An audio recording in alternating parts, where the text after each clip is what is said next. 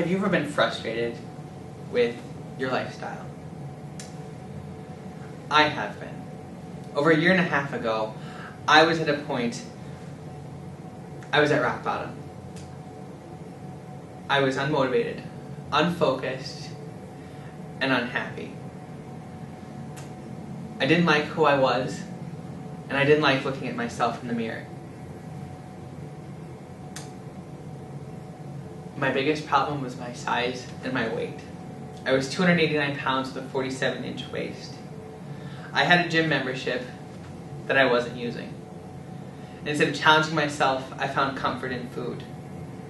Fast food, cake, and soda.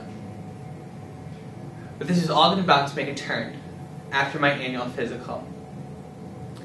My doctor sat me down and said, "Jeff, you're on the path of self-destruction. If I didn't change the life I was living, I was running the serious risk of being diabetic."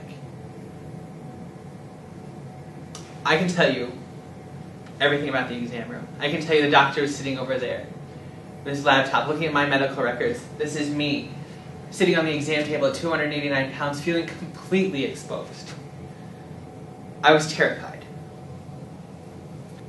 When I left the doctor's office, I was thinking about my grandfather. My grandpa on my dad's side had type 2 diabetes. I saw the life that he had. I saw what diabetes did to him. He was blind as a result later in life because of diabetes. I didn't want to be like that. I didn't want my life to be subject to insulin injections and blood sugar checks. So I decided I needed to own my decision to live a healthier lifestyle.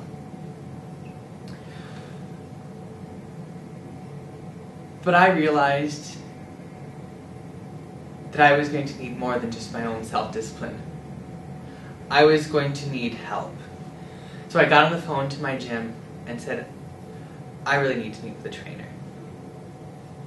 And that's where I think my journey on being healthier really started. That decision to step out of my comfort zone and try something different. Because before Jared, my trainer, I didn't know anything about lifting, nutrition. When I went to the gym, I knew the treadmill and the bike. Every once in a while I would do biceps and some tricep exercises. But I felt uncomfortable. I felt like a fool at the gym. I felt like that was not where I belonged because I was the fat guy that was just wasting everybody else's time. But with the help of Jared, I learned exercises. I learned how to eat healthier. With that, I became more confident working out on my own at the gym, which resulted in me being more confident as a person, which led into races. My first race was November of this last year, the Jingle Bell Run.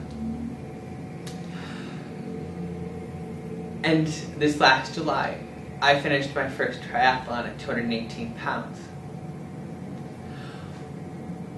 I can tell you there are a lot of emotions that come from running a race like a triathlon, for me. I can tell you I was standing on the beach, looking out of the buoy,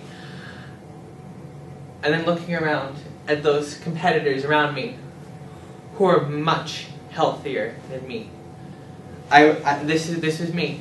I mean, I'm not perfect. But I looked around and I'm thinking, what are you doing here? Why are you standing here? This is not where you belong. But there was no stopping me. There was no backing down because the gun was about to go off. I kept thinking this way throughout the race. But it was towards the end of the race that I realized, Jeff, you're doing this. You're doing this.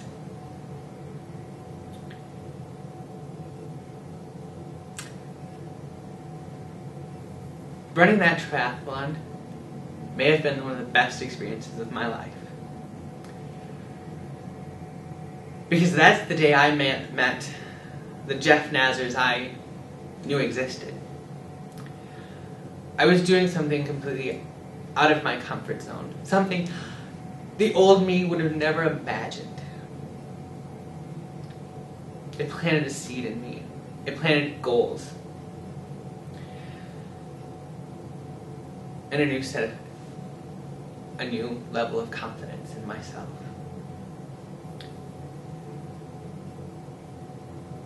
A month from today, I will be running in my next goal. I'll be running in a half marathon at Crazy Horse. I'm nervous, but at the same time I'm terribly excited. I don't know what to expect. I don't know if I'm training enough. But it doesn't stop me from running. On October 5th, I'll be on that starting line, anticipating the finish line.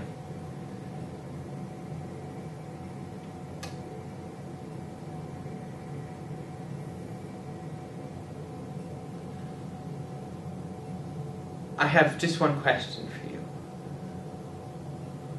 What's stopping you from becoming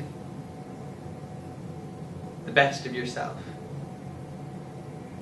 I know for me, choosing to be healthy has been the best gift I could ever give myself. Thank you.